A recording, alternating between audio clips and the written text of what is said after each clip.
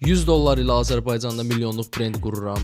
Gün 1. İlk olaraq özümə Shopify-da veb-sayt açıb veb-saytımı yığdım. Amma mənim bu gedəcəyim taktika tamam ayrı taktika idi. Çünki əlimdəki az büdcəni tez bir zamanda minlərlə manat eləməliyəm.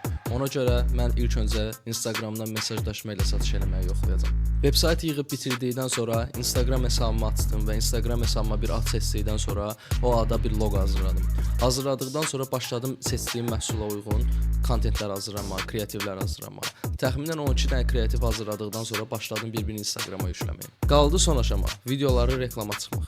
Videolar da reklama çıxdıqdan sonra artıq başlayırıq sadəcə mesajları və satışları gözləməyə.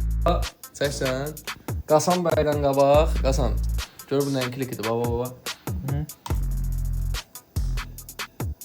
İlk reklamı yayınladıq.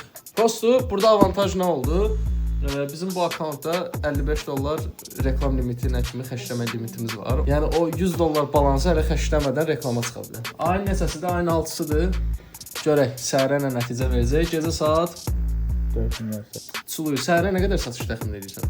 6 dənə gözləyirəm. Mən də bir 5-6 dənə gözləyirəm. Davay, Çuluyu.